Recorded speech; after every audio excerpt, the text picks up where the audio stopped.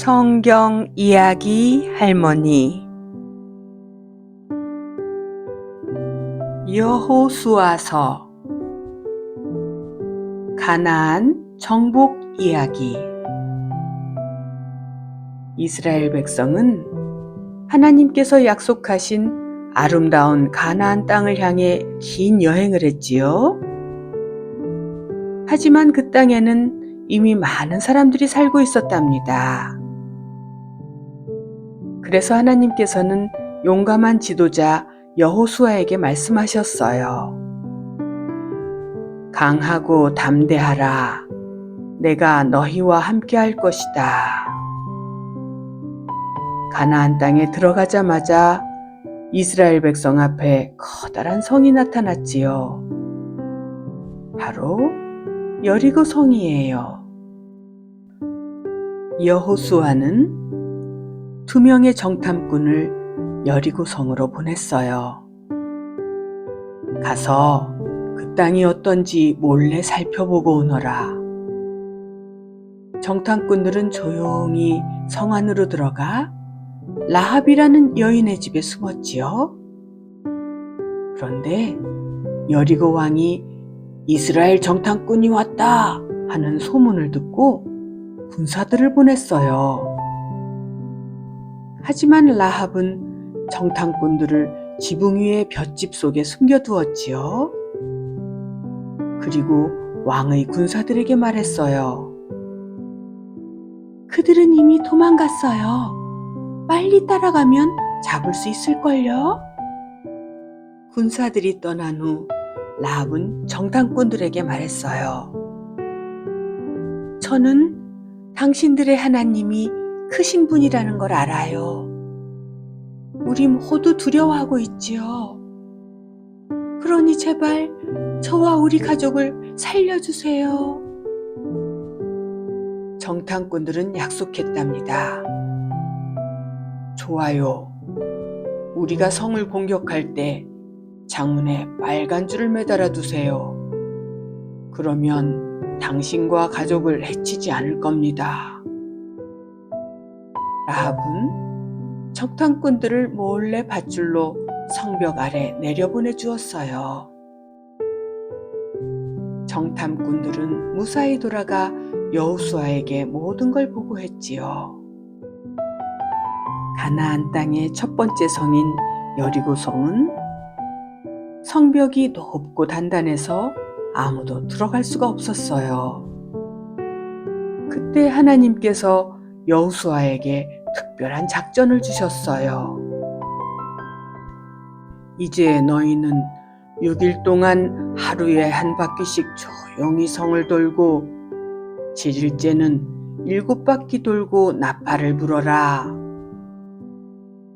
그러면 성벽이 무너질 것이다.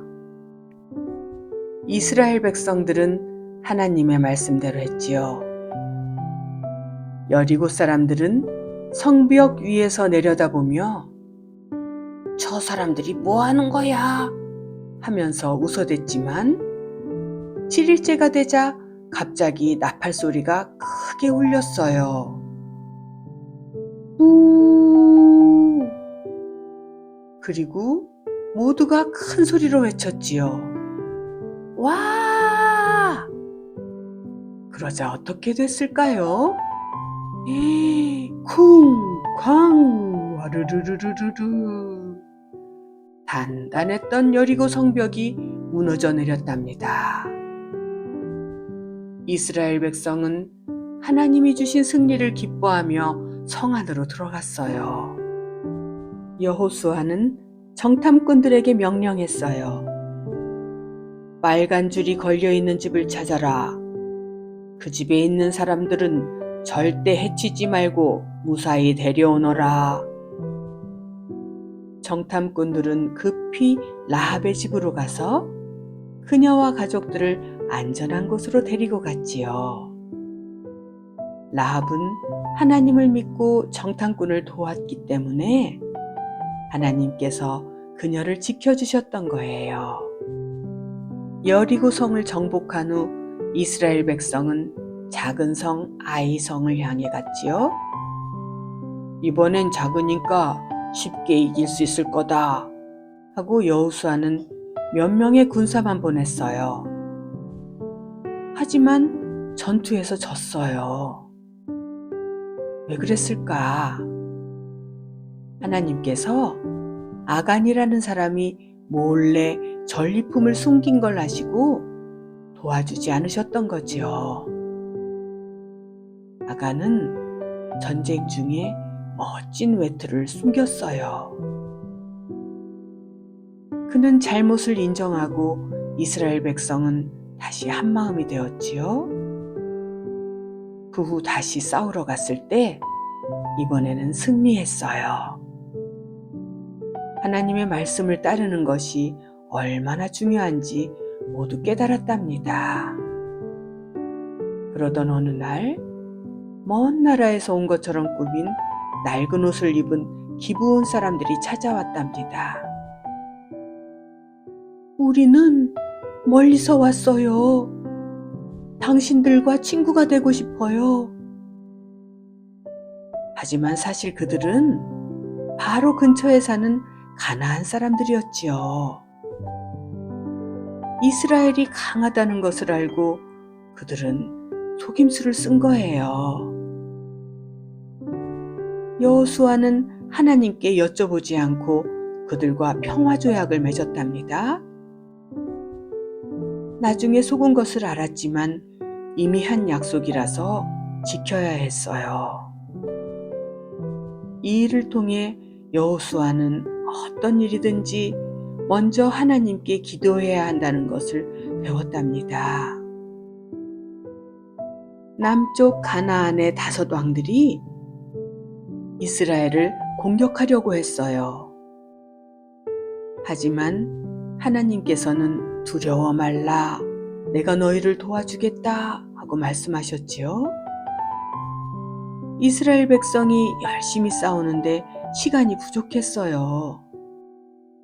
곧 해가 지면 전투를 마쳐야 했지요. 그때 여호수아가 놀라운 기도를 했어요. 태양아 멈추어라, 달아 멈추어라. 그리고 정말로 태양이 하늘에서 멈췄어요. 밝은 낮처럼 온종일 싸울 수가 있게 되어 이스라엘은 크게 승리했답니다. 땅 나누기와 여호수아의 마지막 이야기. 여호수아와 이스라엘 군대는 용감하게 싸워서 많은 땅을 차지했고, 이제 하나님께서 약속하신 대로 그 땅을 각 지파에게 나눠주실 시간이 되었지요. 그런데 말이에요, 땅을 나누는 일이 쉽지는 않아요. 우리한테 더 좋은 땅 주세요. 아니야, 저 땅이 더 좋아 보여. 이런 말들이 나올 수도 있지요. 하지만 여호수아는 하나님의 말씀대로 땅을 나누었답니다. 여호수아는 지도를 펼치고 이스라엘 12지파를 불러 모았어요. 여러분, 하나님께서 우리에게 이 땅을 주셨답니다. 이제 각 지파가 받을 땅을 정해주겠어요. 여호수아는 제비를 뽑아서 각 지파가 받을 땅을 정했지요. 하나님께서 정해주신 방법이었어요. 유다 지파는 아주 넓고 좋은 땅을 받았지요. 거기엔 갈렙이라는 멋진 사람이 있었어요. 갈렙은 80살도 넘었지만 하나님이 약속하신 땅을 용감하게 차지했어요.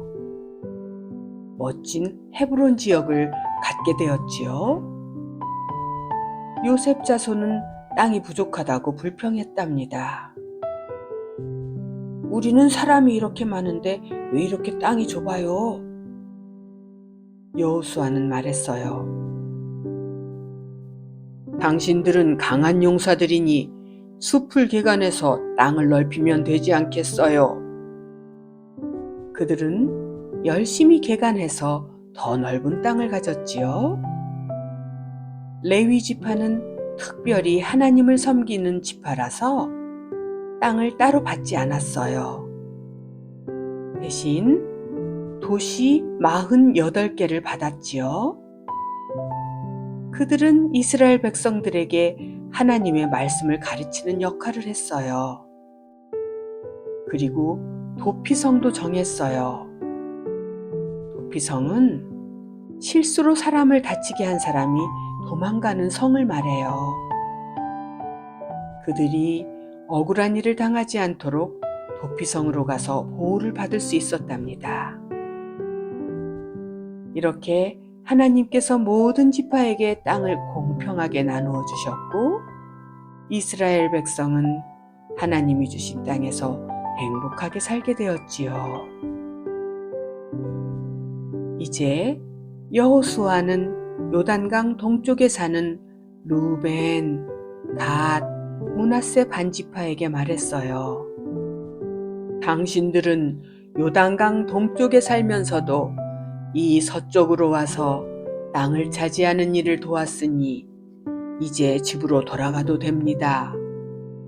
하지만 하나님을 늘 기억하고 말씀 따라 살아야 합니다. 그들은 기쁘게 집으로 갔어요. 그런데 문제가 생겼답니다. 그들은 요단강 근처에 커다란 제단을 만들었어요. 다른 지파들은 깜짝 놀랐지요. 뭐라고? 하나님이 정하신 성막 말고 다른 제단을 만들다니 하나님을 떠나려는 거야? 그들은 당장 전쟁을 하려고 했어요. 하지만 루벤, 갓, 므낫세 지파가 설명을 했어요. 아니에요. 우리는 하나님을 떠나서 살 수 없어요. 요단강 동쪽에 살다 보니 나중에 강 서쪽 지파 사람들이 우리를 잊을까봐 걱정돼서 우리는 같은 하나님의 백성이야 라는 표시로 똑같은 제단을 만든 거예요. 다른 지파 사람들은 오해를 풀고 다시 화목하게 지냈답니다. 많은 시간이 지나고 이제 110살이 된 여호수아는 이스라엘 백성을 마지막으로 불러 모았어요. 여러분, 나는 곧 하나님께로 갈 거예요. 하지만 당신들은 절대로 하나님을 잊어서는 안 됩니다. 여호수아는 이스라엘이 가나안 땅을 잘 살려면 하나님의 말씀을 따라 살아야 한다고 강조했지요. 하나님만 섬겨야 해요. 하나님께서 우리를 여기까지 인도하셨으니 다른 신을 섬기면 안 된답니다. 그리고 마지막으로 큰 질문을 했어요. 당신들은 누구를 섬길 것입니까? 나는 오직 하나님만 섬길 것입니다. 나와 내 집은 하나님만 섬길 것이에요. 그러자 이스라엘 백성도 외쳤어요. 우리도 하나님만 섬기겠습니다. 그렇게 이스라엘 백성은 여호수아와 함께 하나님께 충성을 다짐했어요. 그리고 여호수아는 평안히 하나님 곁으로 갔답니다. 우리 친구들도 나와 내 집은 여호와만 섬기겠습니다 라고 고백할 수 있었으면 좋겠어요. 그렇게 하나님을 믿고 따르는 멋진 어린이가 되기로 우리 약속할까요?